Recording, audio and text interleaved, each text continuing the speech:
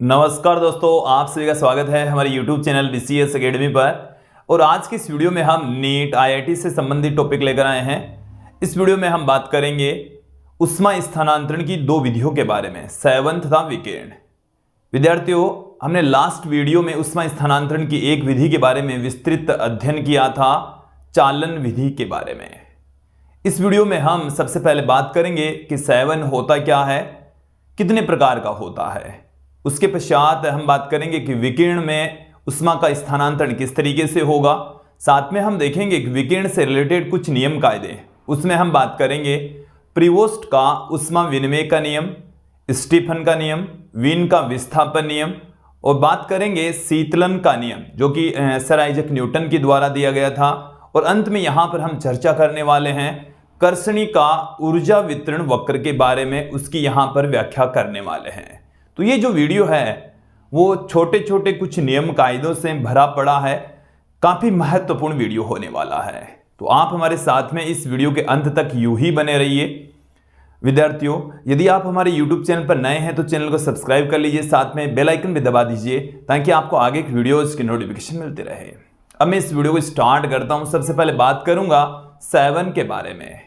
देखिए, सेवन में क्या होता है, उष्मा का स्थानांतरण माध्यम के कण स्वयं गति करके करते हैं कि माध्यम के कण खुद गति करके उष्मा को एक बिंदु से दूसरे बिंदु तक लेकर जाएं, तो उस विधि को हम क्या कहेंगे, सेवन कहा जाएगा।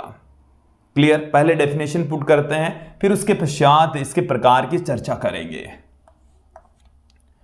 उष्मा स्थानांतरण की ऐसी विधि जिसमें माध्यम के कण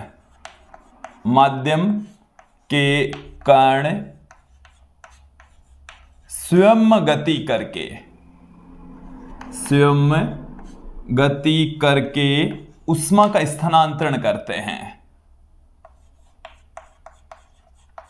उष्मा का स्थानांतरण करते हैं।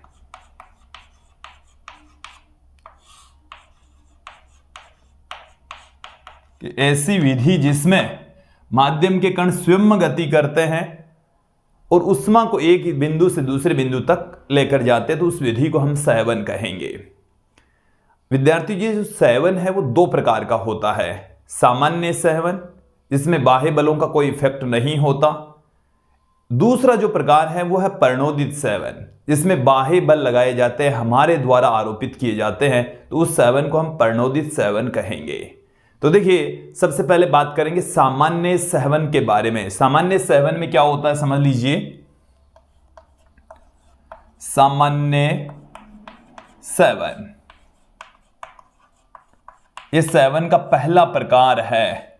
देखिए समझें, सामान्य सेवन किस वजह से क्रिएट होता है कि जैसे माध्यम के पार्टिकल है, माध्यम के कण हैं, उनके डेंसिटी में भिन्नता के कारण से उच्च घनत्व से निम्न घनत्व के ओर माध्यम के कण गति करते हैं, तो ये सामान्य सेवन के अंतर्गत आते हैं। कि डेंसिटी अलग अलग होने के कारण से जो माध्यम के कण है वो उच्च घनत्व से निम्न घनत्व की ओर गति करें, तो वो सामान्य सेवन है।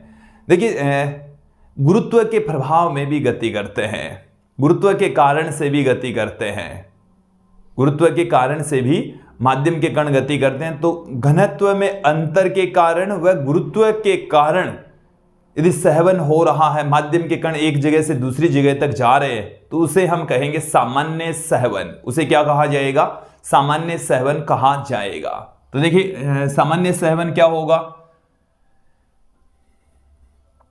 घनत्व में अंतर के कारण, किसमें अंतर के कारण, घनत्व में अंतर के कारण, अंतर के कारण एवं गुरुत्व के कारण, गुरुत्व के कारण माध्यम के कण क्या होंगे, उच्च घनत्व से निम्न घनत्व की ओर ऊर्जा लेकर जाएंगे, उष्मा का स्थानांतरण करेंगे, तो उसको हम कहेंगे सामान्य सेवन। ओके, समझ में आ गया। फिर बढ़ते हैं हम सेकंड पार्ट की ओर, प्रणोदित सेवन। सेकंड पार्ट क्या है हमारा, प्रणोदित सेवन। प्रणोदित का मतलब है एक बाहर से बल लगा रहे हैं आप, प्रणोद का मतलब भी यही है बल से, कि जैसे आपके पास में कोई पात्र है और उस पात्र में जो ताप है वो ताप में अंतर है, हम क्या करें, बाहर से कोई बल लगाकर उसको एक समान रूप से करने का प्रयास करें। या आप ऐसे ही समझ लीजिए कि हम किसी वस्तु को गर्म कर रहे हैं, जैसे पात्र में हमने कोई वस्तु डाली, द्रव डाल दिया, उसको गर्म कर रहे हैं। अब उसको जैसे कोई लकड़ी डालकर उसको घुमा घुमा कर यदि हम उसको एक समान रूप से गर्म करें तो वो कौन सा सेवन होगा, प्रणोदित सेवन होगा। कौन सा सेवन होने वाला है, प्रणोदित। बाहर से आप बल लगाकर उसको गर्म करें, जो माध्यम है, द्रव्य है, उसके हर भाग को एक समान रूप से गर्म करना चाह रहे हैं, तो वो सेवन कौन सा होगा, प्रणोदित सेवन होगा। बाह्य बल के द्वारा हम उष्मा का स्थानांतरण द्रव्य के हर भाग तक कर दें तो उसको हम क्या कहेंगे, प्रणोदित सेवन कहा जाएगा। क्लियर हो जाना चाहिए। ओके, तो बाह्य बल के द्वारा होगा ये किसके द्वारा होगा, बाह्य बल के कारण, बाह्य बल के कारण ऐसा सेवन होने वाला है विद्यार्थियों। और इसमें जो उष्मा है वो हर जगह पहुंच जाएगी। क्लियर। देखिए हमने लास्ट वीडियो में देखा था कि जो चालन है वो ठोस, द्रव और गैस सभी में होता है, और द्रव में उष्मा का स्थानांतरण सहवन के द्वारा भी होता है। द्रव के अंदर किसके जरिए होगा, सहवन के जरिए होगा। गैसों में भी सहवन के जरिए उष्मा का स्थानांतरण हो सकता है। देखिए पारा एक द्रव है, पारा क्या है, धातु है लेकिन द्रव है। इसमें उष्मा का स्थानांतरण है, द्रव में क्या होता है, उष्मा का स्थानांतरण किसके जरिए होता है, सहवन के जरिए होता है। लेकिन पारा द्रव होते हुए भी उसमें सहवन के द्वारा उष्मा का स्थानांतरण नहीं होता। इसके अलावा हमारी बॉडी का जो टेम्परेचर है उसको मेंटेन करने के लिए भी सामान्य सहवन विधि काम में आती है। जैसे आप और भी कुछ चीजें समझें, जैसे हम किसी पानी को गर्म कर रहे हैं, पानी को क्या कर रहे हैं, इससे रिलेटेड कुछ एग्जांपल्स यहां पर समझ लेते हैं।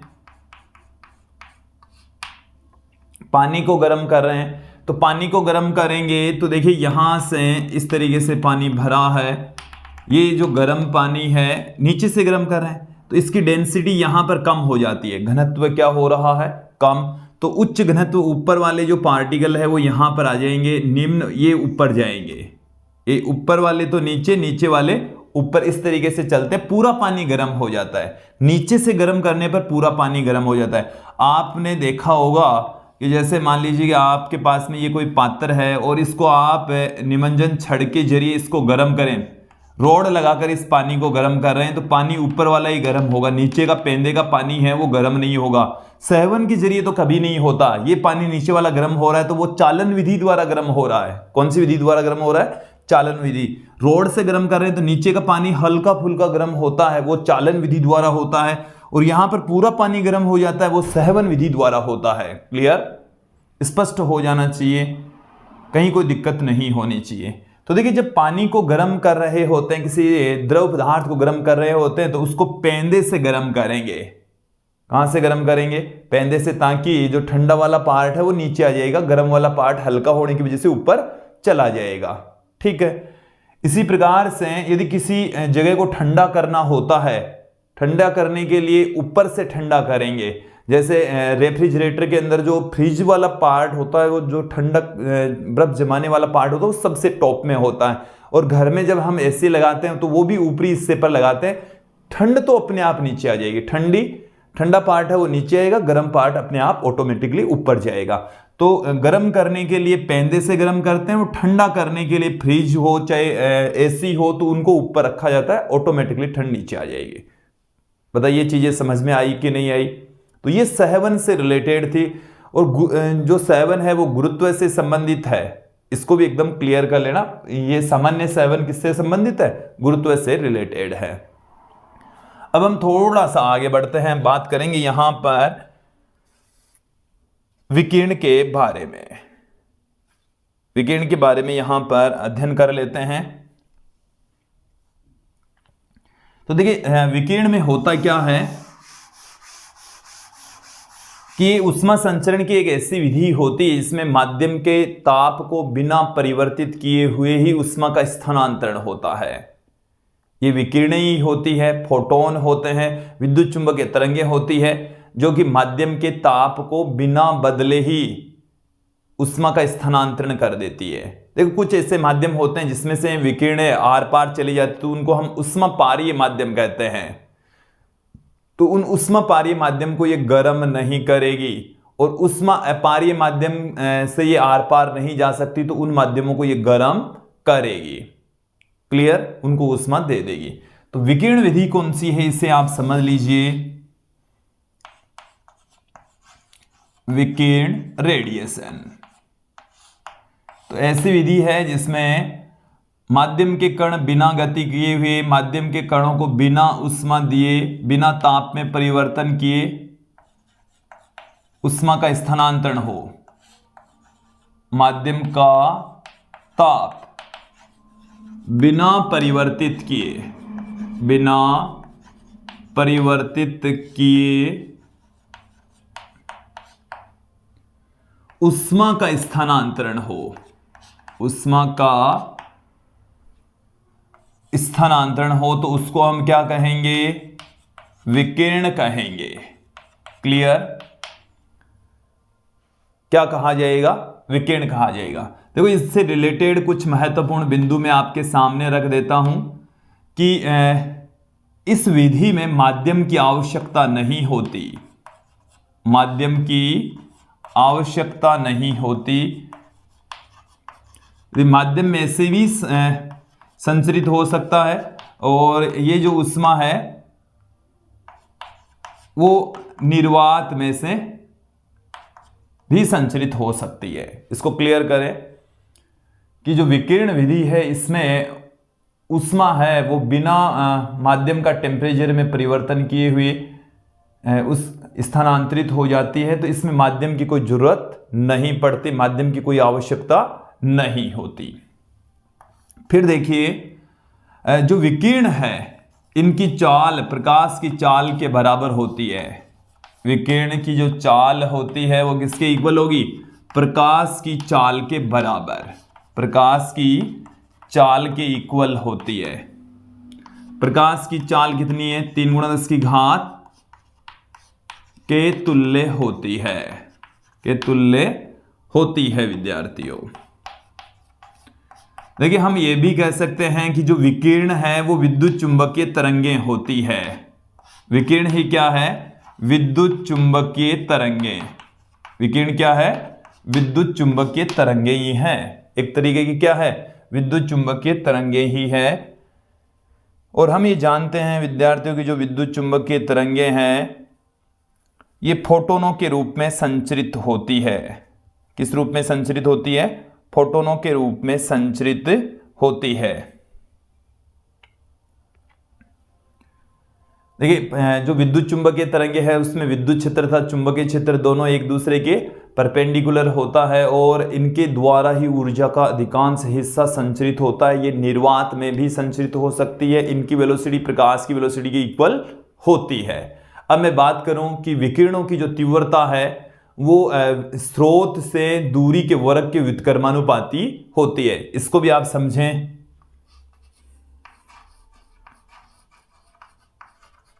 विकिरणों की तीव्रता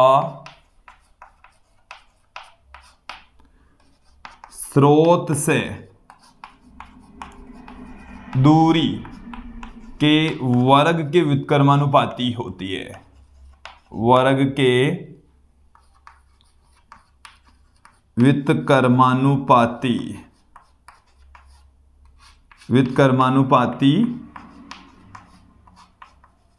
होती है। ये हमारे पास में किसी विकिरण की तीव्रता है जिसको हमने I से पुट किया है, और स्रोत से किसी अभिष्ट बिंदु की दूरी यदि d है तो दूरी के वर्ग के व्युत्क्रमानुपाती प्रकाश की विकिरणों की तीव्रता होगी। क्लियर। देखिए एक चीज आप यहां पर समझ लीजिए कि जब विकिरणें किसी उष्मा पारीय माध्यम से गति करती संचरित होती है तो वो माध्यम को गर्म नहीं करेगी, माध्यम को बिना ताप दिए बिना उष्मा स्थानांतरित किए हुए ही आर पार चली जाती है। क्लियर। तो इस चीज को समझ लें। देखिए विद्यार्थियों जैसे सूर्य से आने वाली जो विकिरणें हैं वो वायु को गर्म नहीं करती, वायु को गर्म नहीं करेगी। तो फिर वायु गर्मियों के दिनों में वायु कैसे गर्म हो जाती है, थोड़ा सा सोचने वाला बात है। देखिए समझें आप, ये हमारी पृथ्वी है। मैं यहाँ पर ले लेता हूँ गर्मियों के दिन। कब ले रहे हैं हमें? गर्मी। देखिए गर्मी में ये हमारा वायुमंडल है। क्या है? वायुमंडल, जो कि पृथ्वी के चारों ओर मौजूद है। हम ये जानते हैं कि ये गर्म हो जाती है। गर्मियों में क्या हो जाएगी? वायु गर्म हो जाएगी। तो क्यों गर्म हो जाती है? तो उसके पीछे रीजन क्या होता है? पृथ्वी का सरफेस क्या होता है? गर्म होता है। वो क्या करेगा? इसको चालन के द्वारा गर्म करेगा। यहां वाली कौन सी विधि द्वारा गर्म होगी? चालन विधि द्वारा। न कि ये जो वायु है ना, कई बार हमें लगता है कि भाई यहां से प्रकाश की किरणें इसके ऊपर आकर गिर रही है, तो ये जो प्रकाश है वो इस वायु को गर्म कर देता है। ऐसा नहीं है। विकिरण विधि द्वारा पृथ्वी के चारों ओर मौजूद वायु गर्म नहीं होती, बल्कि किस द्वारा होती है? पृथ्वी के सरफेस का टेम्परेचर बढ़ जाता है, उसके कांटेक्ट में आने वाली वायु चालन विधि द्वारा गर्म होती है। कौन सी विधि द्वारा गर्म होगी? चालन विधि द्वारा गर्म होगी। ये क्लियर हो जाना चाहिए, स्पष्ट हो जाना चाहिए। ठीक है। देखिए एक और स्थिति हम आपको बताते हैं। जैसे सर्दियों की दिनों की बात करें,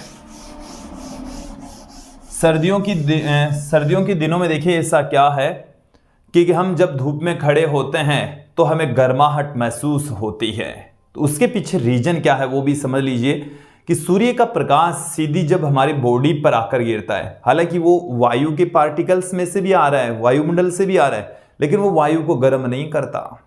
वायु को गर्म नहीं करता, सीधी हमारी बॉडी से आकर टकरा रहा है, हमें ऊष्मा देता है, हमें गर्म कर देता है। चलिए समझें कि हम अब की बार ले लेते हैं सर्दियों में। कहाँ ले लिया? अब की बार सर्दियों के दिनों में ले चलते हैं। आप पृथ्वी पर खड़े हैं, ये आपका वायु है। ये क्या है? वायु। और यहां से सूर्य की किरणें आ रही है, तो ये इसके ताप में कोई परिवर्तन नहीं।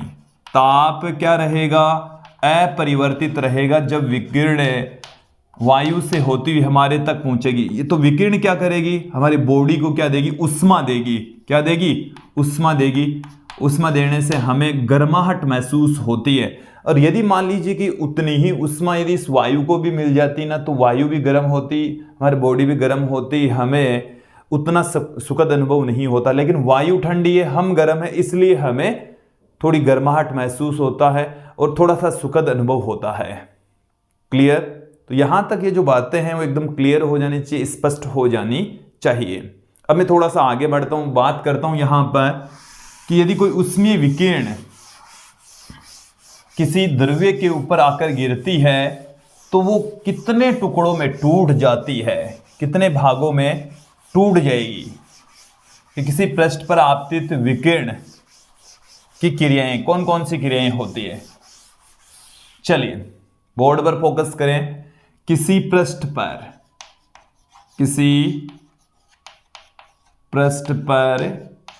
आपतित विकिरण की क्रियाएं, आपतित विकिरण की क्रियाएं।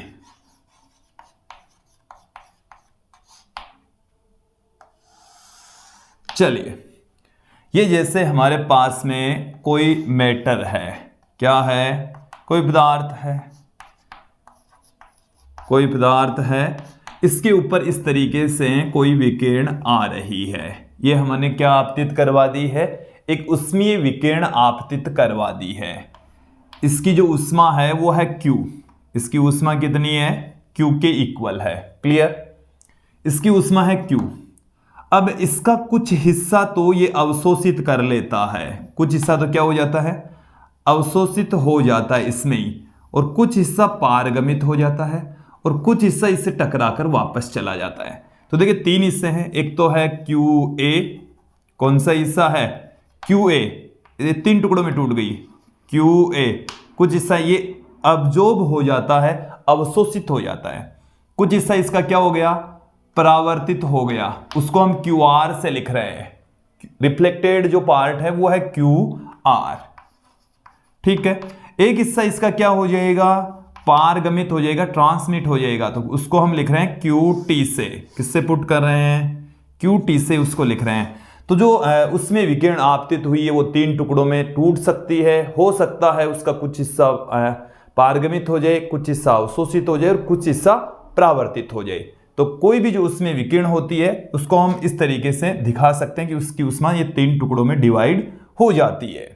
क्लियर? अब देखिए यहां पर यदि मैं इसका Q का भाग लगा दूं तो QA अपॉन में Q बराबर प्लस QR अपॉन में Q प्लस QT अपॉन में Q बराबर क्या है 1।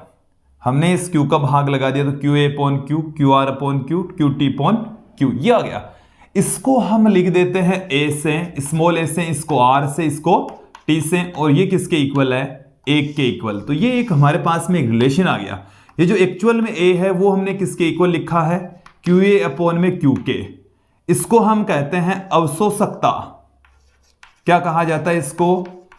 अवशोषकता कहा जाता है, या अवशोषण की शक्ति, अवशोषकता या अवशोषण की शक्ति। क्योंकि A क्या है कि जो टोटल जो ऊष्मा है उसमें से कितना हिस्सा अब्जॉर्ब हो गया, अवशोषित हो गया। ठीक है, उसको हम कहते हैं अवशोषकता या अवशोषण की शक्ति। फिर बात करते हैं R की, जो कि क्या होगा QR अपॉन में Q, और ये रिफ्लेक्टेड भाग होता है, इसको हम परावर्तकता कहते हैं। क्या कहते हैं? परावर्तकता, परावर्तित होने वाला हिस्सा। देन यहां पर क्या आ जाएगा, कुल ऊष्मा का कितना हिस्सा परावर्तित होगा उसको हम स्मॉल r से रिप्रेजेंट करते हैं, QR अपॉन में Q से इसको लिखते हैं। क्लियर? देखिए इसके पश्चात में बात करता हूं T की। ट्रांसमिट वाला भाग कितना है QT अपॉन में Q, ये वाला हिस्सा है, इसको हम कहते हैं पारगम्यता।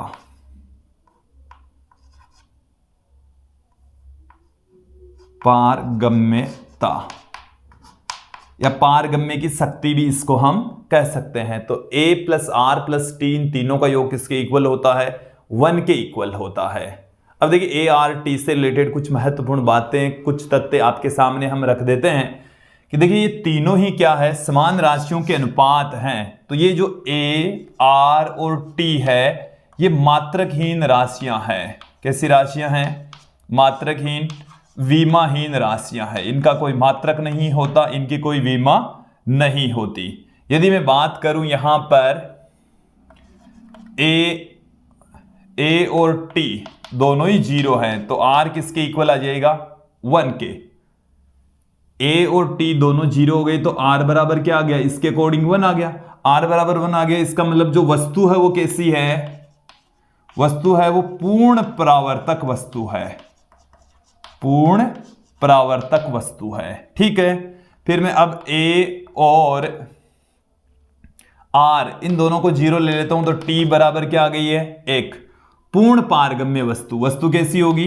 पूर्ण पारगम्य।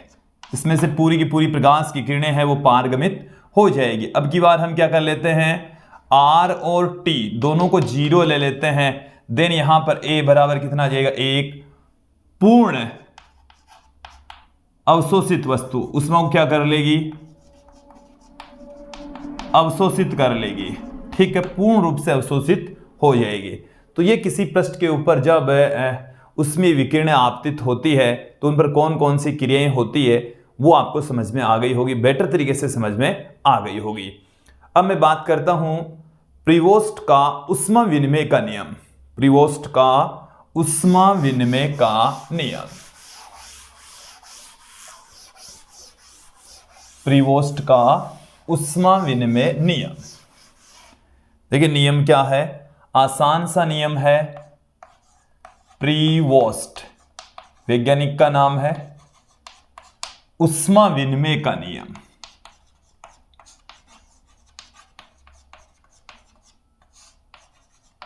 ऊष्मा विनिमय का नियम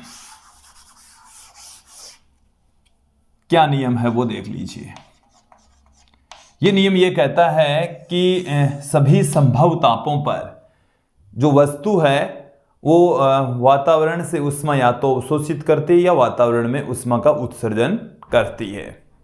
एक बार मेरी बात को समझ लीजिए, सभी संभव तापों पर, हालांकि 0 केल्विन को छोड़कर ये होगा, 0 केल्विन को छोड़कर बाकी सभी संभव तापों पर जो वस्तु है वो ऊष्मा का उत्सर्जन या अवशोषण करती है। ये नियम है, थोड़ा सा और समझेंगे हम।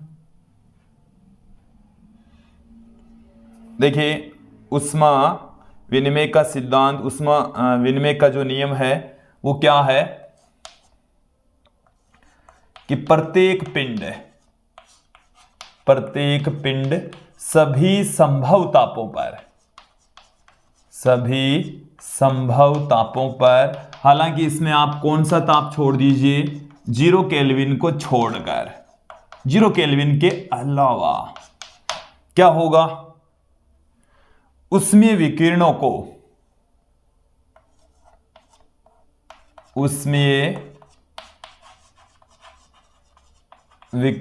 को उत्सर्जित या अवशोषित करता है, उत्सर्जित या अवशोषित करता है। क्लियर? कि 0 केल्विन को छोड़कर सभी टेम्परेचर पर वस्तु क्या करेगी, ऊष्मा का उत्सर्जन करेगी या अवशोषित करेगी। क्लियर? देखिए, ये हमारे पास में कोई वस्तु है, क्या है वस्तु, ये यहां से ऊष्मा को उत्सर्जित कर रही है, ये Q उत्सर्जन वाला है। कौन सा वाला है? Q उत्सर्जन। ये क्या है? वस्तु।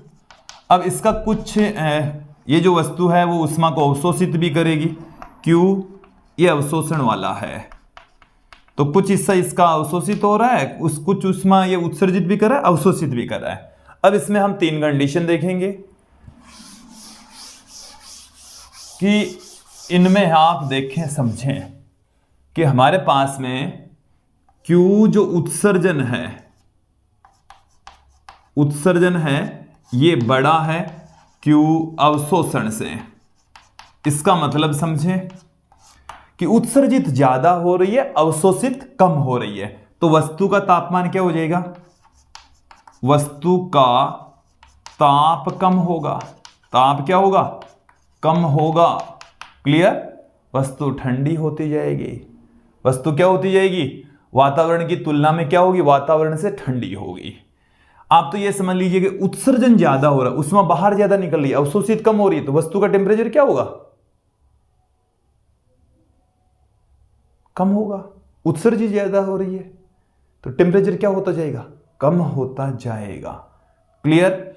फिर हम बात करते हैं यहां पर Q उत्सर्जन लेस देन Q अवशोषण।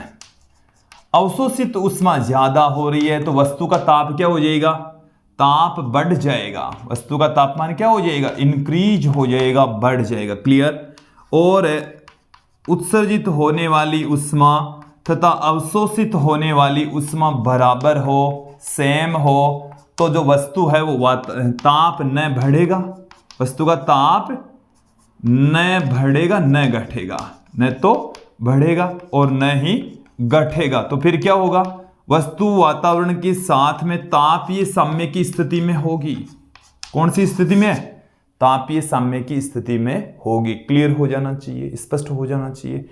कौन सी स्थिति में टेम्परेचर बढ़ेगा, कौन सी स्थिति में टेम्परेचर घटने वाला है।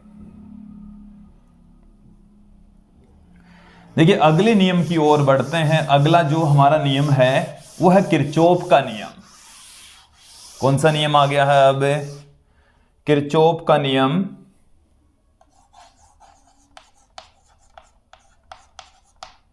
किरचॉफ का नियम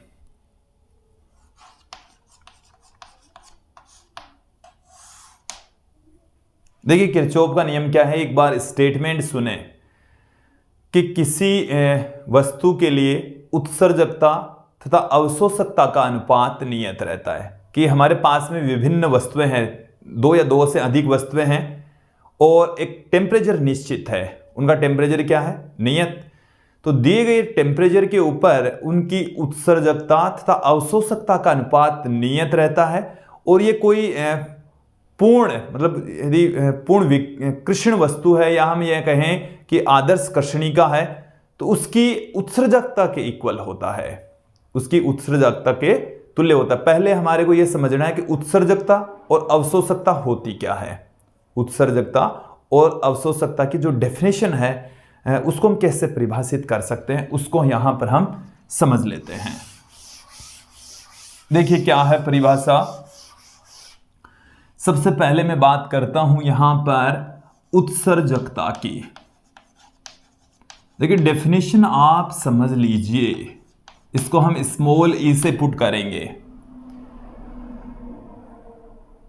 कि उत्सर्जकता क्या है। कि हमारे पास में कोई वस्तु है और उस वस्तु के द्वारा कि जो सभी तरंगदैर्घ्यों की बात कर रहे हैं हम, सभी तरंगदैर्घ्यों के ऊपर प्रति एकांक क्षेत्रफल से प्रति सेकंड उत्सर्जित जो ऊर्जा है ना, उसी को हम उत्सर्जकता कहते हैं। प्रति एकांक क्षेत्रफल से प्रति सेकंड उत्सर्जित ऊर्जा उत्सर्जकता कहलाती है। आ गई बात समझ में। डेफिनेशन में आपके सामने पुट कर रहा हूं, सभी तरंगदैर्घ्यों पर, सभी तरंगदैर्घ्यों के लिए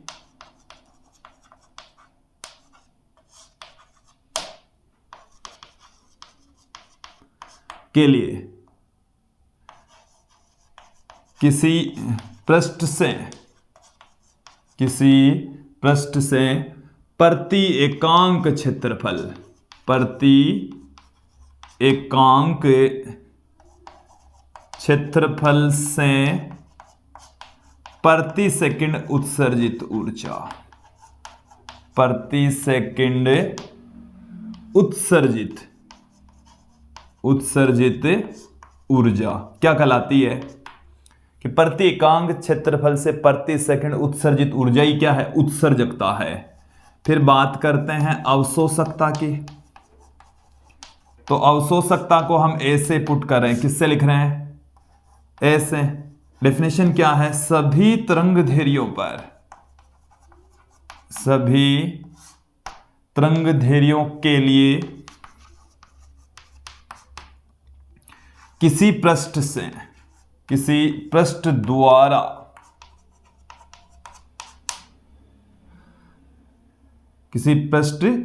प्रति एकांक क्षेत्रफल से, प्रति एकांक क्षेत्रफल से प्रति सेकंड अवशोषित ऊष्मा, प्रति सेकंड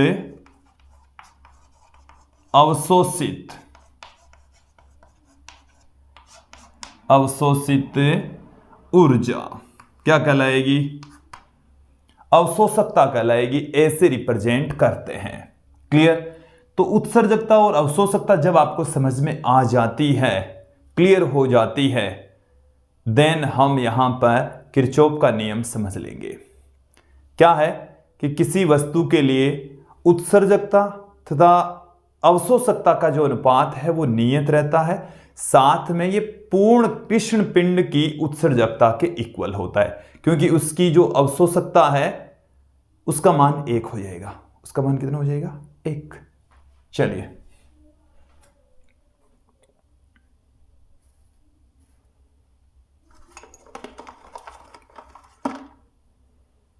देखिए किरचॉफ का नियम क्या है कि हमारे पास में टेम्परेचर नियत रखेंगे और विभिन्न पिंड है उनकी उत्सर्जकता तथा अवशोषकता का अनुपात नियत रहता है, और ये पूर्ण जो कृष्ण पिंड है उसकी उत्सर्जकता के इक्वल होगा। चलिए देख लेते हैं, एक बार स्टेटमेंट में आपके सामने पुट कर देता हूं कि दिए गए टेम्परेचर पर, दिए गए ताप पर विभिन्न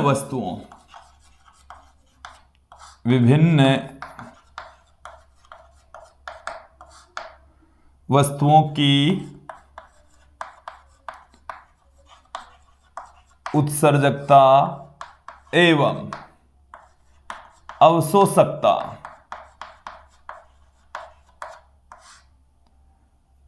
का अनुपात नियत रहता है, का अनुपात नियत रहता है। क्या रहेगा, कांस्टेंट नियत रहता है, तथा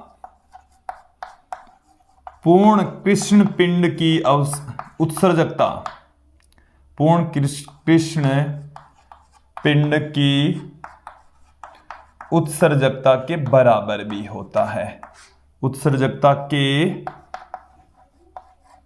बराबर।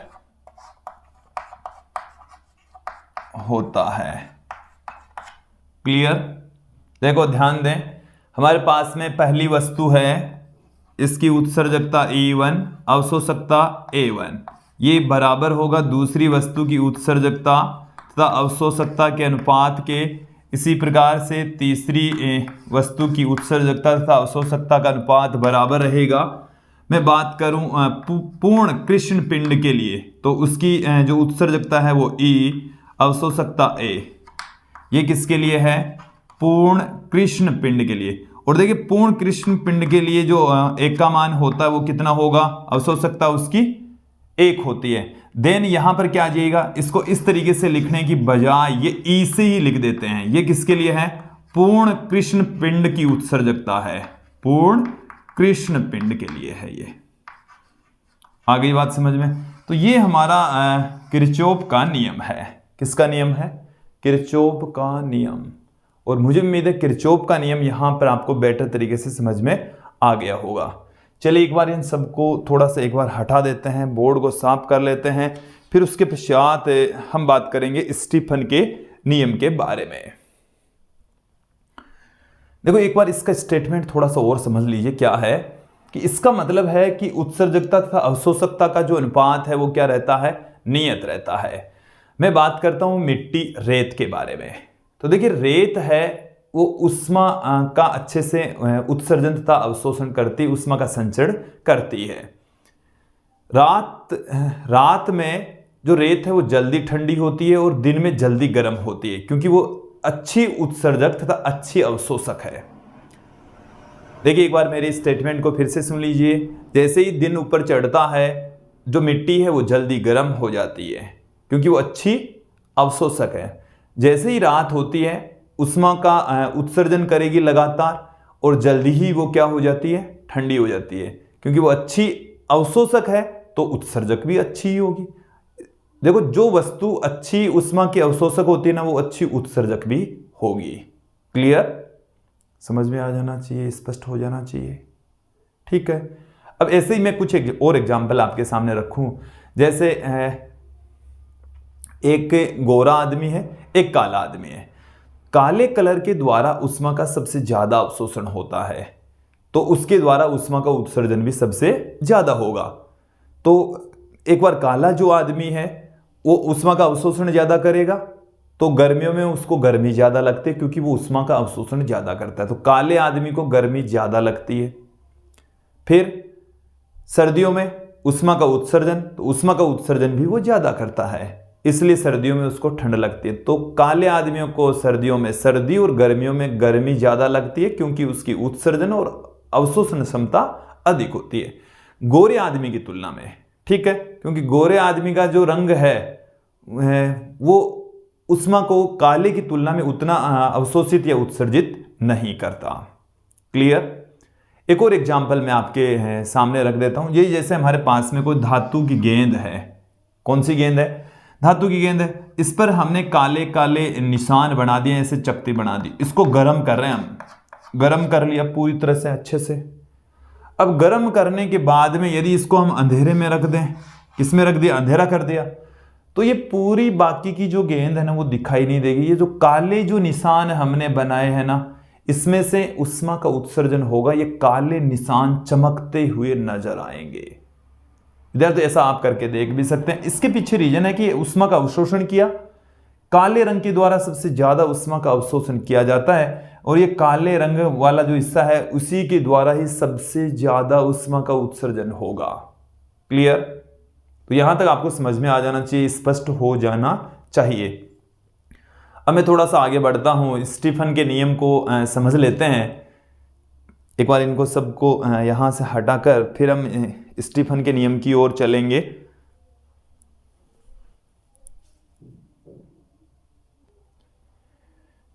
चलिए अब देख लेते हैं स्टीफन का नियम। देखिए स्टीफन का नियम क्या है? ये वैसे तो किसी कृष्णिका के लिए लागू होता है। कृष्णिका क्या है कि ऐसा पदार्थ, ऐसी वस्तु जो प्रकाश का अवशोषण कर सके, तो उसको हम कहते हैं कर्षणिका। एक होती है आदर्श कर्षणिका। आदर्श कर्षणिका प्रकाश का पूर्णतया अवशोषण कर लेती है मतलब विकिरणों का 100% अवशोषण कर लेती है। हालांकि ऐसा व्यवहारिक रूप में संभव नहीं है। तो कर्षणिका का मतलब है काली वस्तु से है जो प्रकाश का अवशोषण कर लेती है। तो स्टीफन का नियम क्या है कि कर्षणिका के द्वारा प्रति एकांक क्षेत्रफल से प्रति सेकंड जो उत्सर्जित या जो अवशोषित ऊर्जा होती है वो ताप की चतुर्थ घात के समानुपाती होती है। तो देखिए यहां पर क्या है, स्टीफन का नियम समझ लीजिए कि कर्षणिका के प्रति एकांक क्षेत्रफल से प्रति एकांक क्षेत्रफल से प्रति सेकंड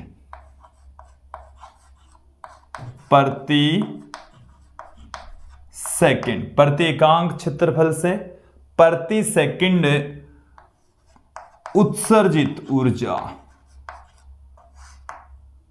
उत्सर्जित विकिरणों की ऊर्जा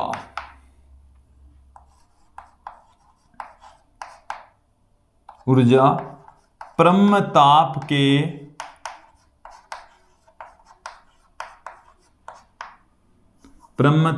चतुर्थ घात के समानुपाती होती है। चतुर्थ घात के समानुपाती होती है।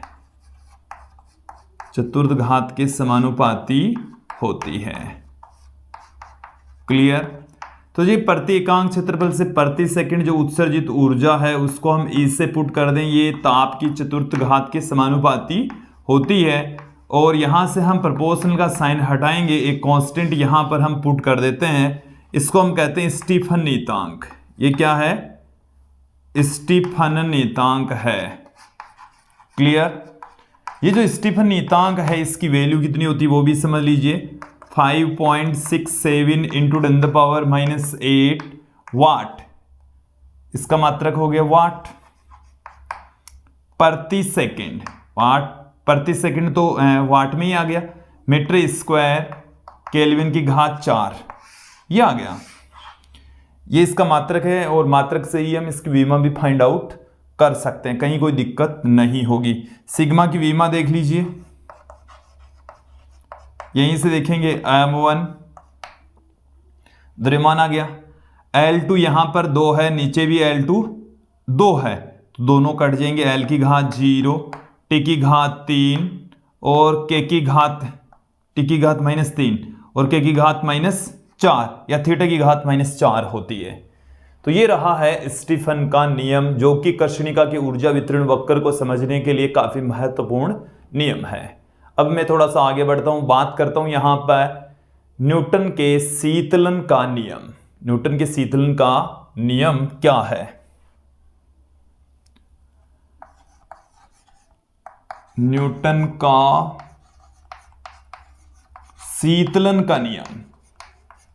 शीतलन का नियम काफी महत्वपूर्ण नियम है और इन पर आधारित जो क्वेश्चन है वो भी अच्छे क्वेश्चन निकलते हैं। न्यूटन का शीतलन का नियम क्या है? देखिए विद्यार्थियों समझ लीजिए क्या है।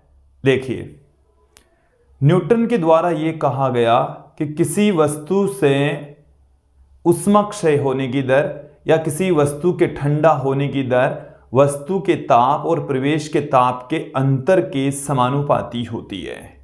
यह नियम है कि ठंडा होने की दर, शीतलन की दर वो वस्तु और प्रवेश के तापांतर के समानुपाती होती, यही नियम है। उसको हम दूसरी फॉर्म में भी चेंज करेंगे, ग्राफ भी यहां पर देखेंगे। चलिए देख लेते हैं, एक एक करके समझ लेते हैं। नियम क्या है वो समझ लीजिए कि किसी वस्तु के ठंडा होने की दर, किसी वस्तु के ठंडा होने की दर, इसको हम और क्या कहते हैं, या शीतलन की दर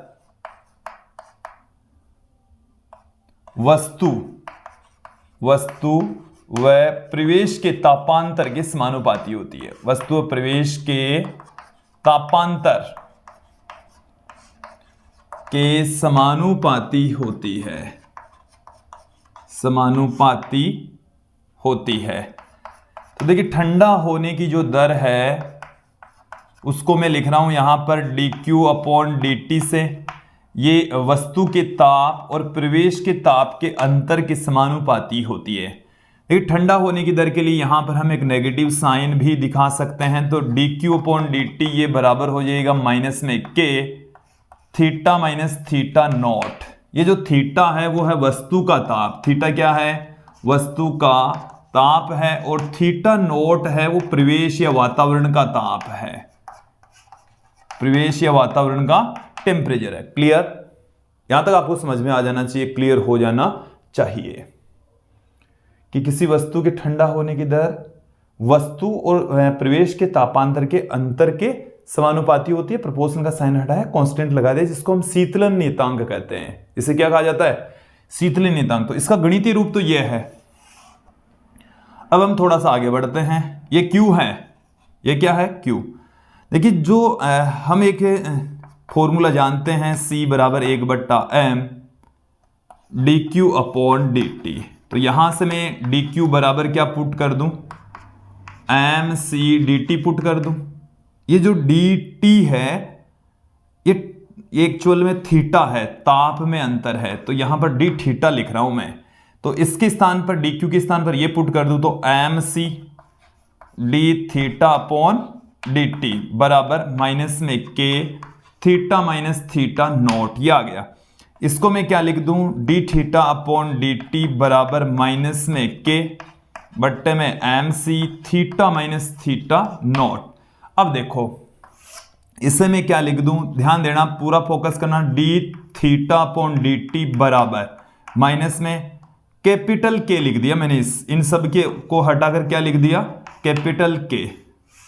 ऐसे पुट कर दिया। जो कैपिटल K है एक्चुअल में वो स्मॉल के बट्टे में mc के इक्वल है। स्मॉल K शीतलन नियतांक, m है पदार्थ का द्रव्यमान और c है उसकी विशिष्ट ऊष्मा। तो यहां पर ये K आ गया नया कांस्टेंट। ओके, यहां तक समझ में आ जाना चाहिए। तो वस्तु के यहां पर तापांतर, ताप में परिवर्तन की दर है वो वस्तु और प्रवेश के तापांतर के बीच समानुपाती होती है। ठंडा होने की दर को इस तरीके से भी, इस नियम को हम ऐसे भी कर सकते हैं। ये एक दूसरा तरीका हो गया है। क्लियर? अब देखिए विद्यार्थियों, हम थोड़ा सा आगे बढ़ते हैं। यहां पर मैं एक रिलेशन फाइंड आउट करूंगा। देखिए क्या है, d theta/ theta minus theta note बराबर आ गया माइनस में K dt। ये कैपिटल वाला K है। ओके, समाकलन करने पर, इनका समाकलन करेंगे तो log theta minus theta note बराबर क्या आ गया? माइनस में K T प्लस में कांस्टेंट आ गया। उस कांस्टेंट को मैं ले लूं log A। क्या ले लिया मैंने? कांस्टेंट को लिख दिया log A से। A कांस्टेंट है, log A भी कांस्टेंट है। ओके, ये हमारे पास में आ गया, एक रिलेशन आ गया। ये जो रिलेशन है वो y बराबर mx प्लस c के तुल्य है।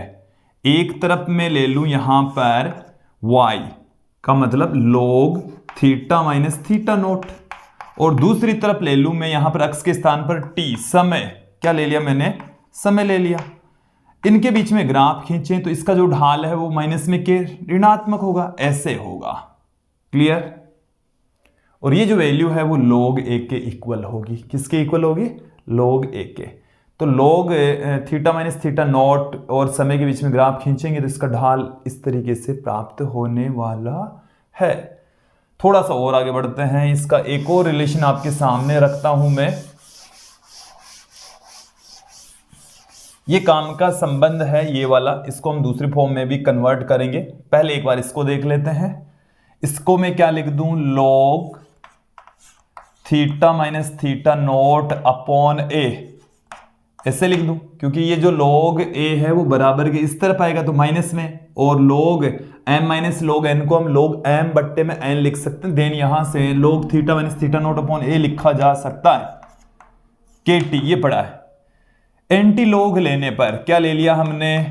एंटी लॉग लेने पर देन क्या आ जाएगा? Theta minus theta naught upon में A इक्वल टू माइनस में KT।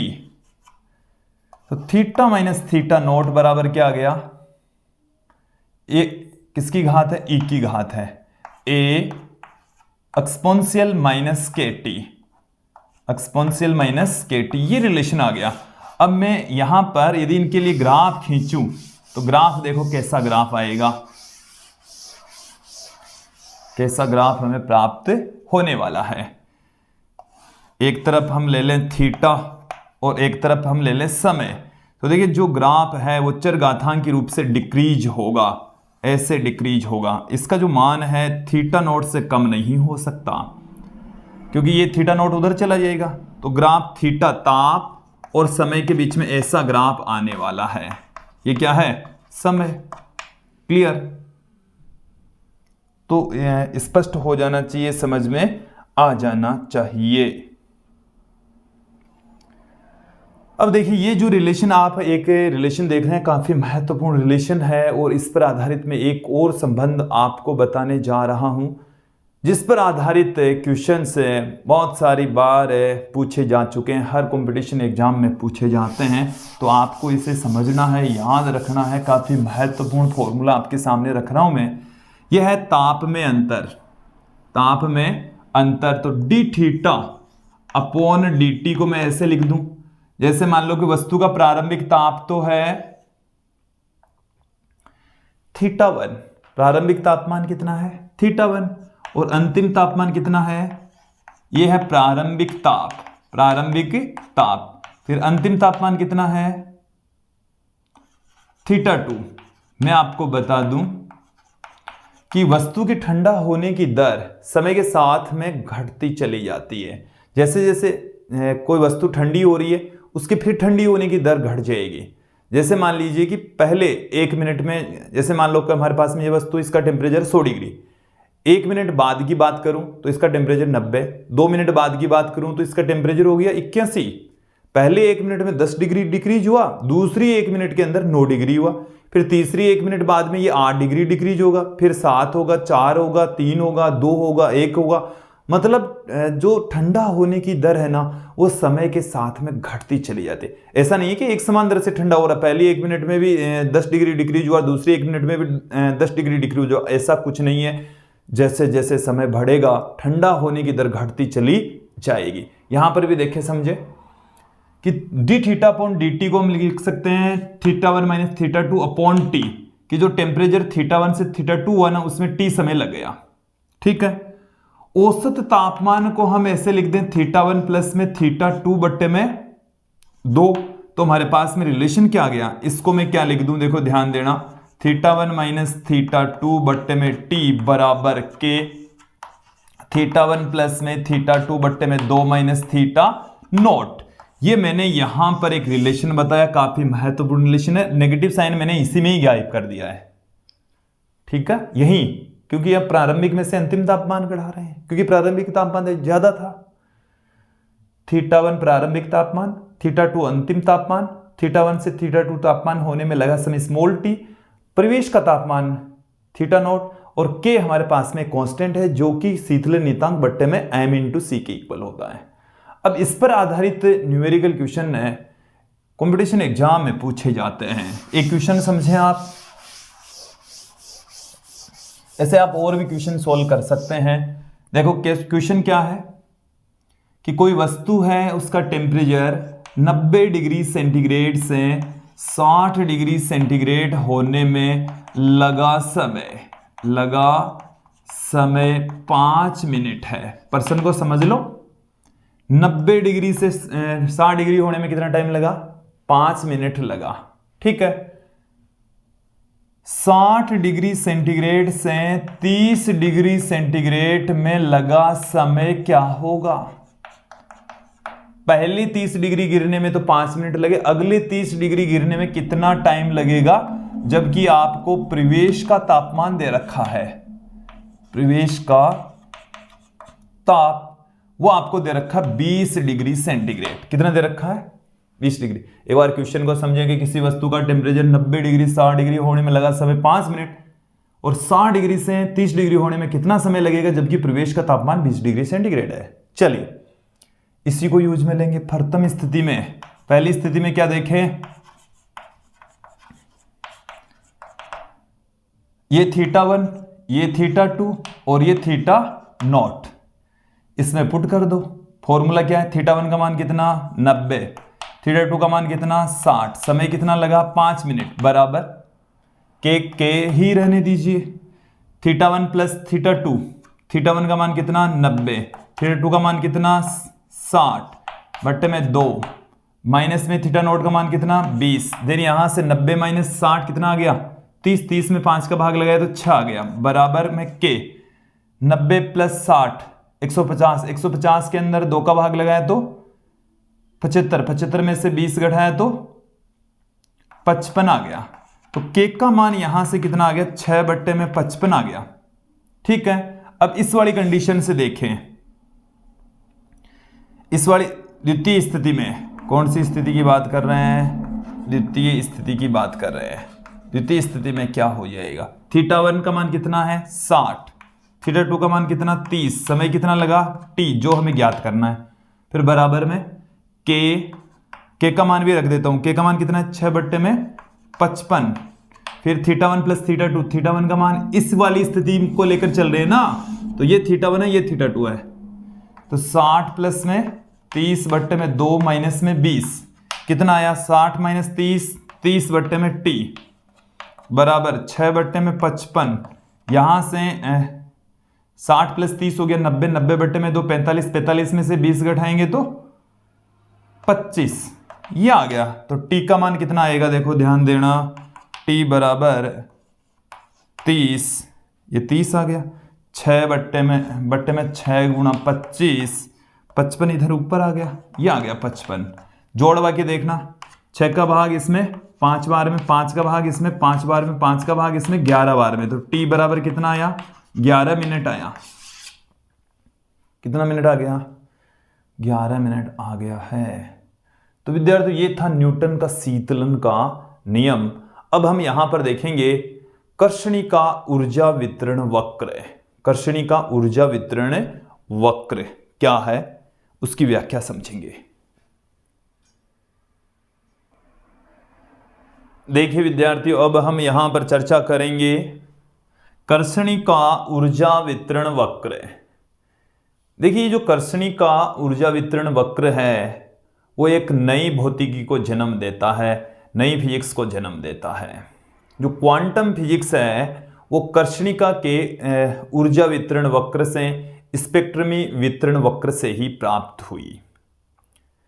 कि जो कर्षणिका से उत्सर्जन क्षमता और तरंगदैर्घ्य के बीच में जो ग्राफ खींचा गया उसकी व्याख्या करने में जितने भी नियम कायदे हैं जो चिरसम्मत भौतिकी के द्वारा दिए गए थे वो सारे के सारे फेल हो जाते हैं। इसे समझने के लिए प्लांक के क्वांटम मॉडल की सहायता ली गई और वहीं से नई भौतिकी का जन्म हुआ जिसको हम क्वांटम भौतिकी कहते हैं, क्वांटम फिजिक्स कहते हैं।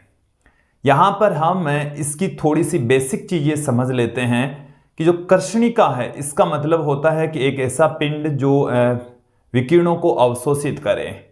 और कर्षणिका का अर्थ वैसे तो कृष्ण का मतलब काला होता है, काले पिंड से शाब्दिक अर्थ है काला पिंड, लेकिन कर्षणिका यहाँ पर इस प्रकार के पिंड के लिए यूज में ली जाएगी जिसे प्रकाश का अवशोषण करे, जो प्रकाश को अवशोषित करे मतलब विकिरणों को अवशोषित करे। ठीक है, चलिए मैं इनके बारे में थोड़ा थोड़ा पुट करता हूं। कर्षणिका क्या है, ऐसा पिंड जो प्रकाश का अवशोषण करे। कर्षणिका क्या है, ऐसा पिंड जो प्रकाश का अवशोषण करे, जो प्रकाश का या विकिरणों का, यहां पर क्या आ सकता है, विकिरणों का अवशोषण करें, विकिरणों को क्या करें, अवशोषित करें, क्या कहलाता है, उस पिंड को हम कर्षणिका कहेंगे। फिर बात आती है आदर्श कृष्णिका। आदर्श कृष्णिका क्या होगी, विकिरणों का पूर्णतः अवशोषण करेगी, विकिरणों का पूर्ण अवशोषण यदि होता है, पूर्ण अवशोषण करने वाला पिंड, करने वाला पिंड। हम काजल को कर्षणिका मान सकते हैं, आदर्श कर्षणिका कंसीडर कर सकते हैं। काले रंग की होती है और प्रकाश का अच्छा अवशोषण करती है। चलिए, इसके पश्चात कर्षणिका से रिलेटेड हम पढ़ रहे हैं ऊर्जा वितरण वक्र। लूमर और प्राइंगसाइम दो वैज्ञानिक रहे हैं। उन्होंने किसी कर्षणिका के लिए उत्सर्जन क्षमता और तरंगदैर्घ्य के बीच में ग्राफ खींचा। तो देखिए, ग्राफ जो वितरण वक्र है वो किन्होंने दिया? लूमर एवं प्राइंगसम 1879 में। ठीक है, देखिए जो ग्राफ है उसको हम स्पेक्ट्रमी ऊर्जा वितरण वक्र कहते हैं। ग्राफ को समझें क्या है। एक तरफ लिया गया उत्सर्जन क्षमता, उत्सर्जन क्षमता, इसको ई लेमड़ा से मैं यहां पर पुट कर रहा हूं। ई लेमड़ा का मतलब है कि लेमड़ा के संगत उत्सर्जन क्षमता। उत्सर्जन क्षमता का मतलब है कि प्रति एकांक क्षेत्रफल से प्रति सेकंड उत्सर्जित विकिरणों की ऊर्जा। क्लियर? एक तरफ मैं लेकर चल रहा हूं यहां पर तरंगदैर्घ्य, तरंगदैर्घ्य, और तरंगदैर्घ्य को हम पुट कर रहे हैं लैम्बडा से। किससे लिखा जा रहा है? लैम्बडा से पुट किया जा रहा है। क्लियर? वक्र किस प्रकार का प्राप्त होता है, वक्र की व्याख्या भी करेंगे। ऐसा वक्र हमें मिलने वाला है, जैसे हमने इसका जो टेम्परेचर है वो लिया है T1। कितना टेम्परेचर लिया है? T1 ताप लिया है। फिर ये हमने ले लिया है टेम्परेचर, बढ़ाते जा रहे हैं, हमने टेम्परेचर ले लिया T2।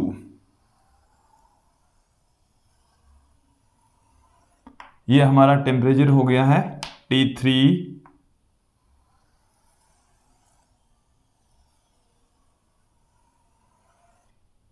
ये हमारा टेम्परेचर हो गया है T4। अलग अलग ताप हमारे पास में आ गए हैं। देखो, हमने अलग अलग तापों पर ये वक्र खींचे हैं। ठीक है, तो इन वक्र से हमें क्या क्या निष्कर्ष मिला है वो समझें आप। वक्र से हमें क्या क्या देखने को मिला है, क्या हम देखते हैं, क्या प्रेक्षित करते हैं। देखो, हमने पहला बिंदु तो ये प्रेक्षित किया कि जो वक्र है वो सतत वक्र है, लगातार वक्र प्राप्त होता है। सभी तरंगदैर्घ्यों पर ऊष्मा का उत्सर्जन होता है। सभी संभव तरंगदैर्घ्यों के ऊपर, जितनी भी संभव तरंगदैर्घ्य उनके ऊपर ऊर्जा का, विकिरणों का उत्सर्जन होता है। एक बात तो ये हुई। दूसरी बिंदु क्या है कि जैसे जैसे टेम्परेचर बढ़ता है तो जो वक्र है उसकी अधिकतम उत्सर्जन क्षमता, देखो ये वाली जो उत्सर्जन क्षमता है, इसको अधिकतम उत्सर्जन क्षमता हम कहते हैं EM1 से लिखी जाती है।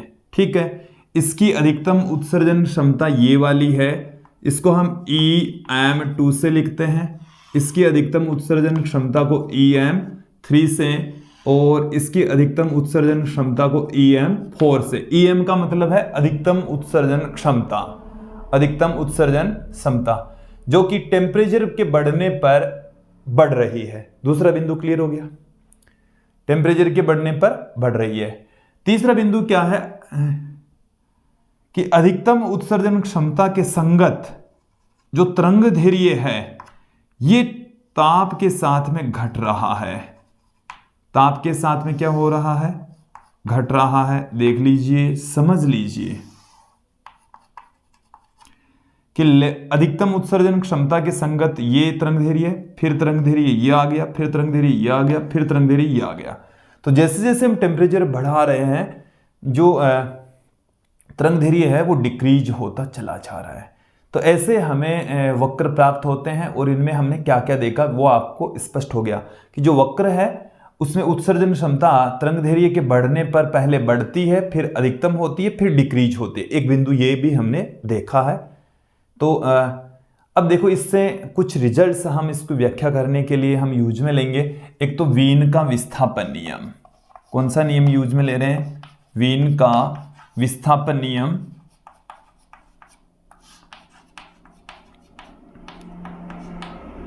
वीन का विस्थापन नियम। देखिए विद्यार्थी, वीन का जो विस्थापन नियम है वो क्या है? अधिकतम उत्सर्जन क्षमता के संगत जो तरंगदैर्घ्य है वो ताप के व्युत्क्रमानुपाती होता है। किसके व्युत्क्रमानुपाती होगा? ताप के। ये जो लैम्बडा एम है ना, वो ताप के व्युत्क्रमानुपाती होगा। जैसे टेम्परेचर बढ़ेगा ये घटता जाएगा। ये क्या होता जाएगा? घटता चला जाएगा, डिक्रीज होता चला जाएगा। और यहां से हम प्रोपोर्शनल का साइन हटाएंगे, कांस्टेंट लगाएंगे, जिसको हम वीन नियतांक कहते हैं। क्या कहा जाता है? वीन नियतांक कहा जाता है। एक और समझ लीजिए कि अधिकतम उत्सर्जन क्षमता का जो मान है वो ताप की चतुर्थ घात के समानुपाती होता है, सॉरी पंचम घात के।